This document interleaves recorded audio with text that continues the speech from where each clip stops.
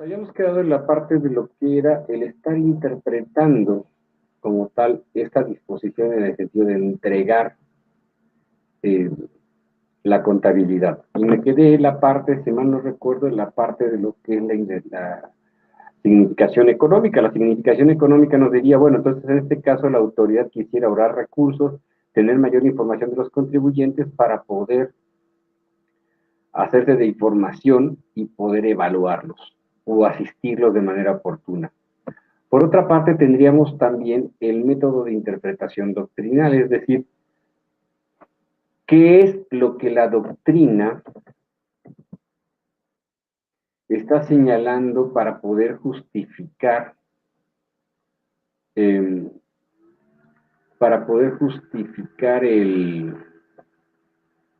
la existencia o la razonabilidad de la ley, en este caso de la disposición? Y la doctrina dice, bueno, toda vez que la autoridad está facultada para poder llevar a cabo, ¿no se ve?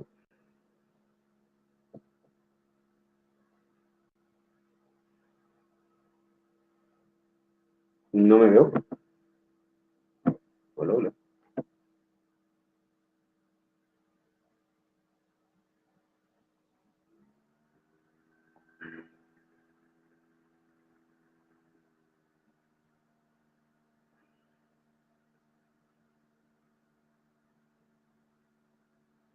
Ah, ok, ya bueno, ya, seguimos.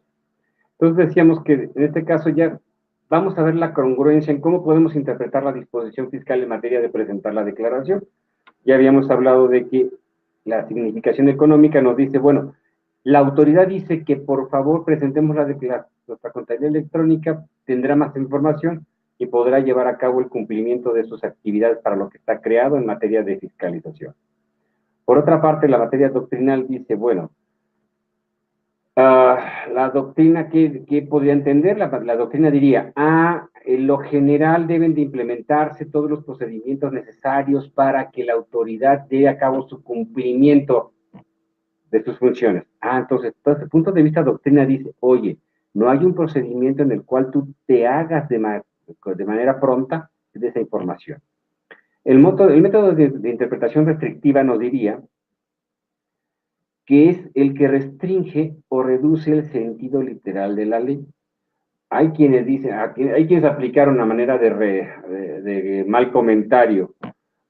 Ay, es que la autoridad ya no me va a permitir hacer ciertas cosas y quiere enterarse de todo a través de la información que yo le envíe. El método de interpretación por analogía. El método de interpretación por analogía no es otra cosa de decir, entre mayor información tú me des, es más fácil que yo realice mis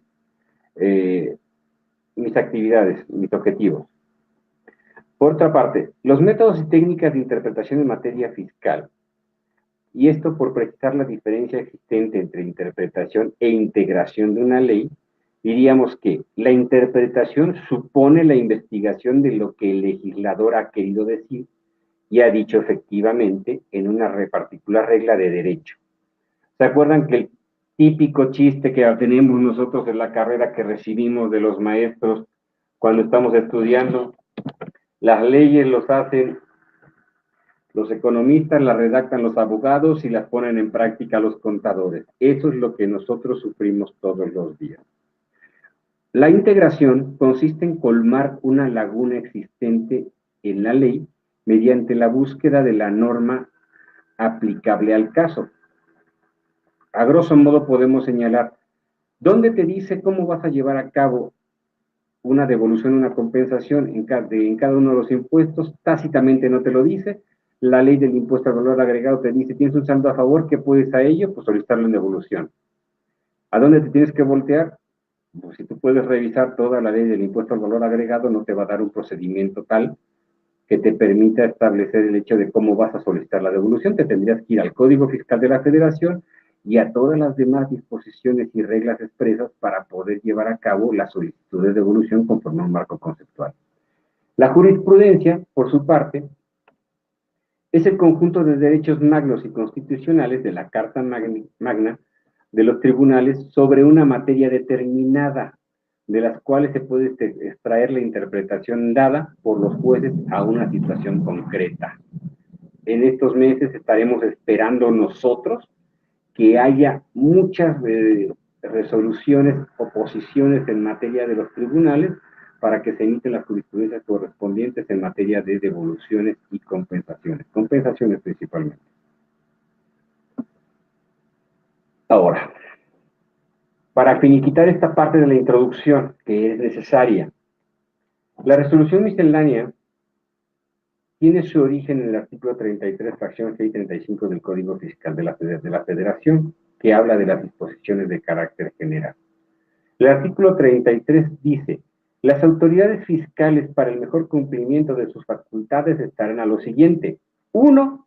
Proporcionar asistencia gratuita a los contribuyentes y para ello procurarán, dentro de todos los apartados que aparecen en ese artículo, el inciso G dice: publicar anualmente las resoluciones dictadas por las autoridades fiscales que establezcan disposiciones de carácter general, agrupándolas de manera que faciliten su conocimiento por parte de los contribuyentes. Las resoluciones que se emitan conforme a este inciso y que se refieren a sujeto, objeto, base, tasa o tarifa, no generarán obligaciones o cargas adicionales a las establecidas en las propias leyes fiscales. Para muchos de ustedes posiblemente dirán: oye, es un monstruo de reglas que existen. Sí, pero me encantaría que ustedes oigan, alguien les contara así con esa voz de viejito que haya pasado por ciertos procesos o batallas de guerras, o batallas y guerras, algunas batallas ganadas y otras veces batallas perdidas, por decirlo de esta manera, ante el desconocimiento de las cosas. ¿Qué quiero decir con esto? Cuando yo empecé a trabajar en aquellos ayeres, no había tantas resoluciones misceláneas como habemos nosotros. No habría criterios, no había reglas establecidas, no había procedimientos, no había fichas técnicas. Por lo tanto, para nosotros era muy formativo el enfrentarnos, como lo comenté antes, a ciertos problemas de interpretación que podrían traer o no traer consecuencias en la determinación de los impuestos de nuestros contribuyentes. Afortunadamente hoy en día ya nos encontramos ante la tecnología nos puede hablar el tópico nos puede decir: oye, este tema en particular que tú estás tratando nos hace referencia desde la Constitución Política de los Estados Unidos Mexicanos, lo vas a encontrar en algunos tratados internacionales, la sincronía de la misma la vas a tener en las leyes, sus reglamentos, las resoluciones correspondientes, te hablará de las fichas, inclusive de los programas. Entonces, toda esta alineación que tienen hoy en día es una ventaja para ustedes en el ejercicio de la práctica profesional. El artículo 35, por su parte, nos señala que los funcionarios fiscales facultados debidamente podrán dar a conocer a las diversas dependencias el criterio que deberán seguir en cuanto a la aplicación de las disposiciones fiscales, sin que por ello nazcan obligaciones para los particulares y únicamente derivan derechos de los mismos cuando se publiquen en el diario oficial. Y un ejemplo de esto que tenemos, los famosos convenios para efectos de fiscalización. Ustedes saben que la federación como tal, a través del Servicio de Administración Tributaria, como órgano dependiente de la Secretaría de Crédito Público, pues se firman varios convenios con cada una de las secretarías de finanzas de los estados, a modo tal de que ellos ayuden y colaboren en materia de revisiones fiscales de los contribuyentes en las áreas que les competan en los estados que les correspondan. Ahora, vamos a hablar de los fundamentos constitucionales. Por favor, si tienen alguna duda, por favor, sus comentarios en la caja de chat correspondiente, por favor. Los fundamentos constitucionales. Bueno, nosotros, si a alguien le preguntamos, como le decíamos al principio, ¿en dónde está el origen? Se le olvida que el origen para efectos de contribuir nace en la misma Constitución Política de los Estados Unidos Mexicanos. Y para efectos de los fundamentos constitucionales siempre va a ser necesario conocer qué es contribuir como fundamento legal en México, ¿Qué es el Estado mexicano? El territorio nacional, federación, gobierno, poderes políticos en México. ¿El Código Fiscal de la Ley de la Federación es una ley o qué es? Obligados a contribuir para el gasto público conforme a las leyes fiscales y aplicación de las disposiciones fiscales.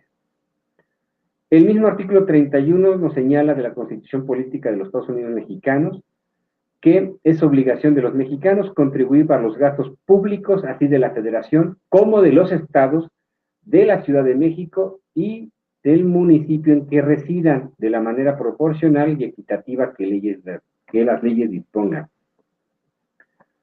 En materia del Estado mexicano, y hasta aquí ustedes me van a decir, oiga, ¿por qué vamos a hablar del Estado mexicano? ¿Por qué vamos a hablar de la Federación? ¿Por qué vamos a hablar de territorio?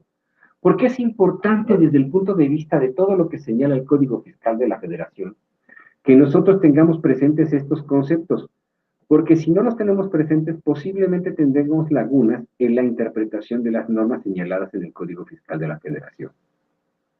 El Estado mexicano se conforma por territorio, población y gobierno, con sus leyes. La población está formada por todos los habitantes que ocupan el territorio mexicano. El gobierno lo forman los funcionarios que han sido elegidos por la población para hacer las leyes, hacerlas cumplir y sancionar a quienes las violen. Además, tienen otros fines, como establecer y mantener el orden y defender al país de todo aquel que provenga, todo ataque que provenga del exterior. Y hablamos de 131 millones o más de mexicanos. El artículo 8 del Código Fiscal de la Federación señala que para efectos fiscales se entenderá por México, país y territorio nacional, lo que conforme a la Constitución Política de los Estados Unidos Mexicanos integra el territorio nacional y la zona económica exclusiva situada fuera del mar territorial. Me comentan, me he quedado pasmado. ¿A quienes les ha ocurrido que ya no pueden verme?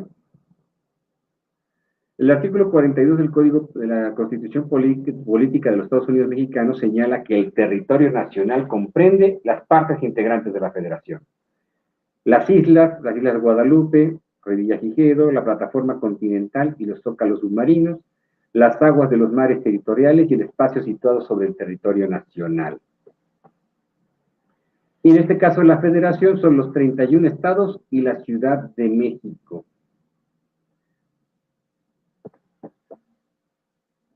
Aquí, por ejemplo, nosotros me van a decir, oiga, ¿y para qué es importante conocer la Federación? Bueno, pues, entre otras cosas, pues simple y sencillamente tenemos un decreto que ha entrado en vigor en materia de zona fronteriza y tenemos que ver cuáles son los estados o a quienes les aplica.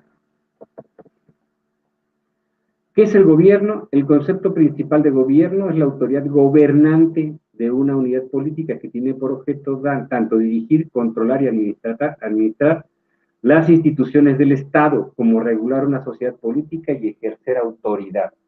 El tamaño del gobierno variará de acuerdo con el tamaño del Estado y puede ser local, regional y nacional. De manera de gotita de sabiduría, ¿cuáles son los poderes políticos en México? Nótese mi ironía, ¿de acuerdo? Poder ejecutivo, poder legislativo y poder judicial.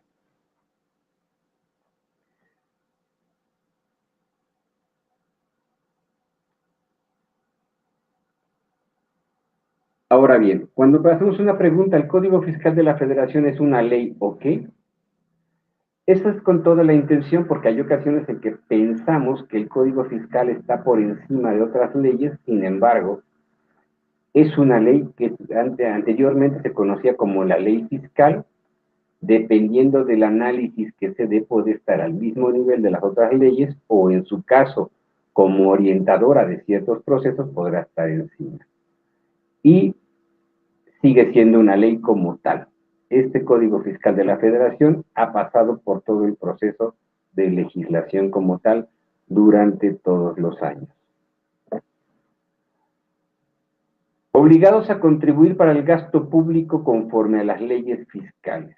En este caso, el mismo artículo 1 del Código Fiscal de la Federación, ya como una ley, nos señala que las personas físicas y las morales están obligadas a contribuir para los gastos públicos conforme a las leyes fiscales respectivas. Y aquí precisamente es a donde dice, el Código Fiscal en la interpretación general va a hacer que de ella cuelguen algunas disposiciones fiscales correspondientes. Es decir, el Código Fiscal te puede decir, pues yo tengo relación con la ley del impuesto sobre la renta, con la ley del IVA, con la ley de seguridad social en materia de aportaciones de seguridad social, tengo con la ley del IEPS.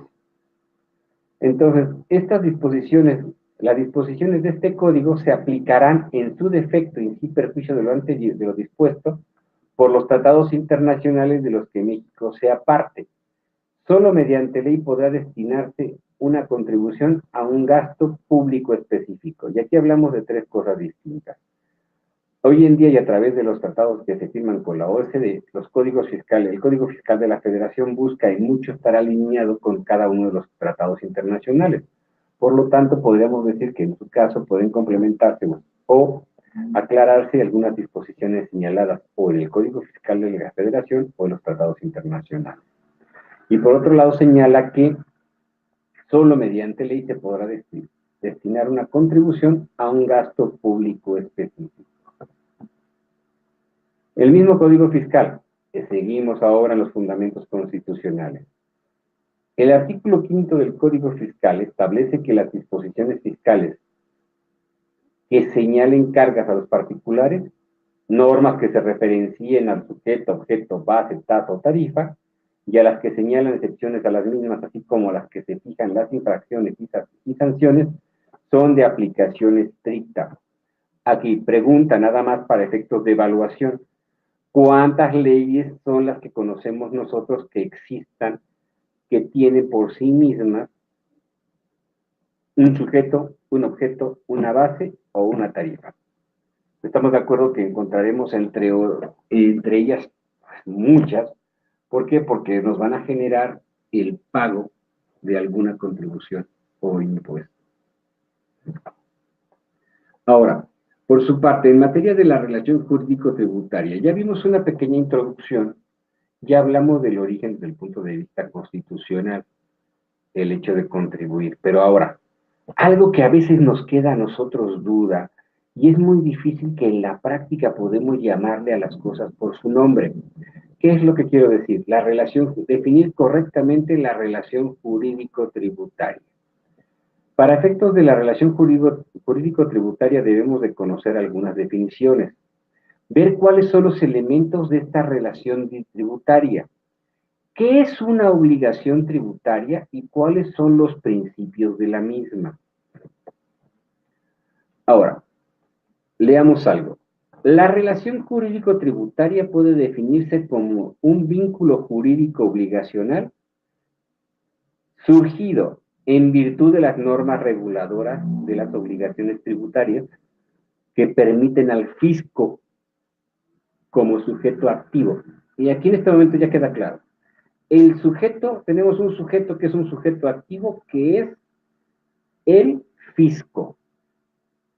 La pretensión de una prestación pecuniaria a título de tributo, es decir, hacer que alguien tribute por parte de un sujeto pasivo que está obligado a la prestación. Entonces, tenemos un sujeto activo, que es el fisco en todo momento, en las características de decir es, yo he señalado que voy a tener un vínculo contigo a través de todas las normas reguladoras para efectos del cumplimiento en materia de obligaciones tributarias contigo, sujeto pasivo. En este caso, no necesariamente es un contribuyente, estamos de acuerdo, porque hay ocasiones en que las personas no contribuyen pero pagan impuestos. O bien, una relación jurídica especial surgirá entre el Estado y los contribuyentes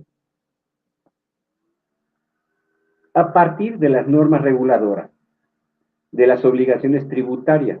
Esta relación jurídica es de naturaleza compleja. Esto es porque de ella derivan de un lado poderes y derechos, así como obligaciones de la autoridad financiera, a los que corresponden obligaciones positivas y negativas, así como derechos de las personas sometidas a su potestad, y de otra parte, con carácter más específico, el derecho del ente público a exigir la correlativa obligación del contribuyente a pagar la cantidad equivalente al importe del impuesto debido en cada caso. Traducción en palabras llanas. Señores, nosotros cada vez que hagamos una evaluación tenemos que saber cuál es exactamente, una relación con cualquier norma en materia fiscal. Debemos conocer cuál es la relación jurídico-tributaria entre las partes. Entre un primer sujeto que es el sujeto activo, llámese gobierno, llámese gobierno a cualquier nivel, principalmente representado por las autoridades fiscalizadoras, que han estipulado las normas necesarias para que alguien lleve a cabo un tributo, y ese alguien no es otra cosa más que el sujeto pasivo, que el sujeto pasivo puede ser el contribuyente. Ahora, esta relación tributaria va a traer como consecuencia de que éste tenga derecho, entiéndase el sujeto activo, a poder cobrar al sujeto pasivo. Cuando estos supuestos se dan, en los actos de específicos, la relación jurídico-tributaria va a tener forma. El sujeto activo como tal, en cuanto a lo que son los elementos de la relación tributaria, que ya dijimos dos, es un sujeto activo y un sujeto pasivo, tenemos que entender que en este caso es el Estado o la entidad pública a la cual se le ha delegado potestad tributaria por ley expresa. El Estado, en virtud de sus imperium, recauda tributos en forma directa y a través de los órganos públicos a los que la ley le otorga tal derecho. Y aquí esto es importante. ¿Por qué? Porque cuando hablamos de organismos públicos y hablamos de una relación jurídico-tributaria, nos vamos a dar cuenta de que existen distintos elementos o tributos, que ya hablaremos más adelante. Por su parte, el sujeto, bueno, que ya hablaremos más adelante, y a su vez, son distintas las personas encargadas de llevar a cabo la potestad, es decir, poder ejercer la obligación de pago del tributo, como pueden ser los distintos niveles de gobierno, llámese el gobierno federal, llámese el gobierno estatal o llámese el gobierno municipal. Por su parte, el sujeto pasivo es el deudor principal o contribuyente, y a los diferentes deudores o responsables por vínculos de solidaridad, sustitución o sucesión. Cuando se da algún supuesto que le dé forma a la relación jurídico-tributaria, ¿y por qué lo digo así? La ley como tal va a existir, pero si no hay un sujeto pasivo que caiga en alguno de los supuestos señalados en la ley, posiblemente, en materia de algo en particular, no va a poder ser necesariamente concebido como un sujeto pasivo, en este caso el contribuyente. Puede ser por algún supuesto en particular que caiga, pero debemos estar atentos a entender ese vínculo que se va a dar entre el sujeto pasivo y el sujeto activo. ¿Por qué? Porque se ha dado alguno de los supuestos señalados en las normas establecidas. El sujeto pasivo, por consecuencia, es quien tiene la carga tributaria y es quien debe proporcionar al fisco la prestación pecuniaria. Ahora, en su caso, como lo dijimos en el momento anterior, hay sujetos pasivos que son diferentes. En este caso puede ser el mismo deudor principal o contribuyente, o los diferentes deudores ya responsables por el vínculo de solidaridad, sustitución o sucesión. Para estos, claro, para clarificar esto, vamos a hablar de lo que es la clasificación de sujetos pasivos. Tenemos tres: es el sujeto directo, el sujeto sustituto, el sujeto solidario. Y el sujeto directo no es otra más que la persona que tiene la obligación tributaria por haber realizado el hecho imponible. Dicho de otro modo, si una persona moral efectúa operaciones lícitas, tiene ingresos, tendrá que pagar un impuesto sobre la renta. Tiene deducciones, tendrá que pagar sobre el impuesto sobre la renta. Pero será esta persona esta persona moral la que tendrá que efectuar el pago. No habrá nadie sustituto ni ningún solidario.